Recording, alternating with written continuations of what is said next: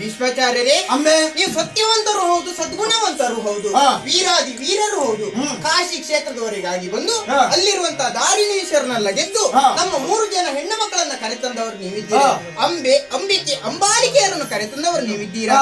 ನಿಮ್ಮ ತಮ್ಮನನ್ನ ಮದುವೆ ಆಗ್ಲಿಕ್ಕೆ ಹೇಳ್ತಾ ಇದ್ದೀರಲ್ಲ, ನಿಮಗೆ ಯಾಕೆ ಆಗ್ಲಿಕ್ಕಿಲ್ಲ ಮದುವೆ ಆಗಲು ಕಾರಣ ಬಲವಾದದ್ದೇ ಉಂಟು. ಏನು? ನನ್ನ ಜೀವನದಲ್ಲಿ ಘಟನೆ ಸಂಭವಿಸಿದೆ. ತಂದೆಯಾಗಿರುವಂತಹ ಶಂತನು ಚಕ್ರವರ್ತಿಗಳಿಗೆ ಬೆಸ್ತರ ಕನ್ಯೆಯಾಗಿರುವಂತಹ ಸತ್ಯವತಿ ತಂದು ಮದುವೆ ಮಾಡಿದವನು ನಾನು. ಆ ಸಂದರ್ಭದಲ್ಲಿ ಭೀಷಣವಾಗಿರುವಂತಹ ಪ್ರತಿಜ್ಞೆಯನ್ನು ನಾನು ಮಾಡಿದವನಿದ್ದೇನೆ.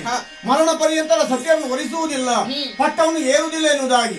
ಆ ಕಾರಣಕ್ಕಾಗಿ ನಿನ್ನನ್ನು ಮದುವೆ ಆಗದಿರುವುದಿಲ್ಲ ನಾನು. ಅದಕ್ಕಾಗಿಯ ನಾನು ಆಡುವಂತ ಮಾತನ್ನು ಪ್ರೀತಿಯಿಂದ ಆಲಿಸಬೇಕು, ಜೊತೆಯಲ್ಲಿ ಪಾಲಿಸಬೇಕು. ವನ ವಿವರಕ್ಕಾಗಿ ಹೋದಂತ ಸಂದರ್ಭದಲ್ಲಿ ಸೌಪದೇಶದ ಅಧಿಕಾರಿ ಸಾರ್ವಭೂಪತಿಗಳು ನನ್ನನ್ನು ನೋಡಿದ್ರು.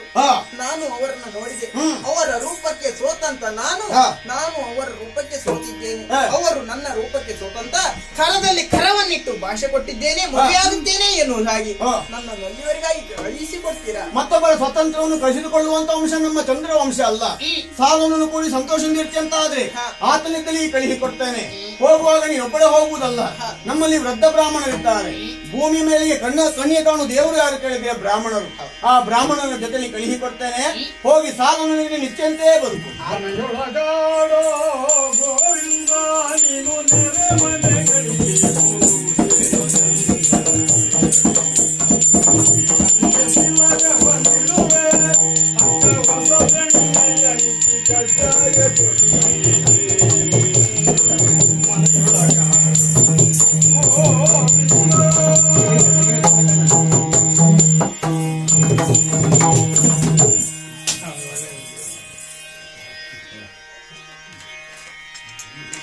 ಏನಂತ